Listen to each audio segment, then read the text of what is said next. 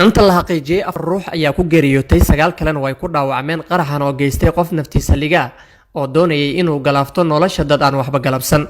goobta qaraxa uu ka dhacay oo ahayd maqaayadda Suez Baydhabo oo ah goob aad u mashquul badan ayaa xilliga qaraxa uu dhacay waxaa ku sugnaa gudoomiyaha maamulka gobolka Bay Mudane Cali Wardheere Cabdiraxmaan Dooyow oo wararka qaar ay sheegayaan in qaraxa la doonayay in isaga lagu kharijiyo.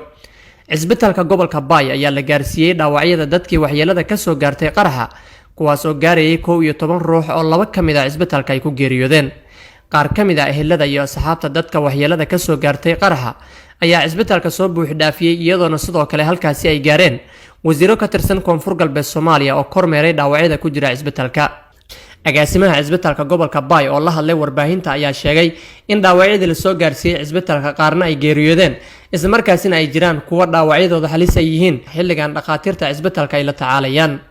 anigoo ku hadlayo magaca maamulka isbitaalka wasiir waxaan soo gaaray isbitaalka dhaawacyo gaaraya 11 oo markaasi dhaawacyadii ay sababtay qaraxii maanta uu ka dhacay magaaladan Baydhabo.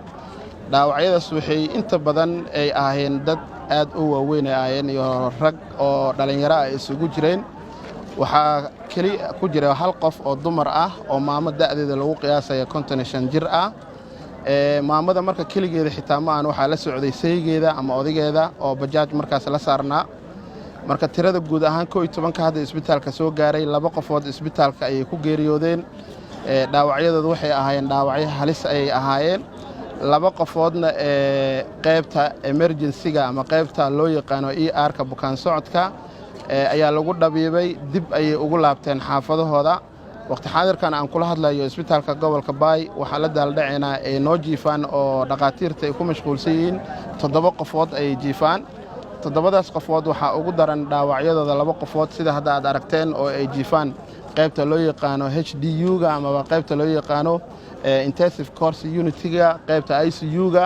2 qofoodna hadda ay gacanta ay ku hayaan dhaqaatiirta dhaawacoodana waa dhaawac aad halis u ah.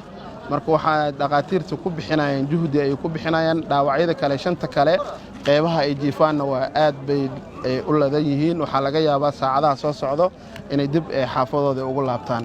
wasiirka wasaaradda warfaafinta iyo wacyigelinta dowlad goboleedka Soomaaliyeed ee Koonfur Galbeed Mudane Ilyas Saciid Cali ayaa dhankiisa sheegay in ka dowlad ahaan ay aad uga xun yihiin qaraxan maanta dhacay isla markaasina waxa uu tacsiyay ehelada dadkii maanta ku dhintay qaraxa maanta ka dhacay magaalada Baydhabo. intii ka dhaawacantay Ilaahay subhanahu wa ta'ala way baan ku toogaane iniyo bugsi oo meel raayo saad caafimaad taameysi runtii way baan sheegay agaasimaha isbitaalka inay tumii koow qofood soo warbixinta ka aragteen la sheegay isbitaalka 2 qofood isbitaalka oo ka dhimadeen laakiin way baa jirtay dhimasho kale runtii laamo amniga Koonfur Galbeed Soomaaliya way baan sheegayna goobtii uu soo dhigay qaraxa runtii inii hal qof shacab ee ka dhimadi qofkii dhagar qabaga hayay hasmiidaami nameela ka dhimadi runtii madii la ka daray 2daas qofood 2 qofood kale oo isbitaalka dhimatay dhimashada guud ahaan way buu 3 qofood oo shacab ah iyo hal qof oo eelankii isqarxiyay amba ismiidaami ama nafsadiisa halagay runtii dhaawacana way buu basaskeeya 9 qofood oo dhaawac ah.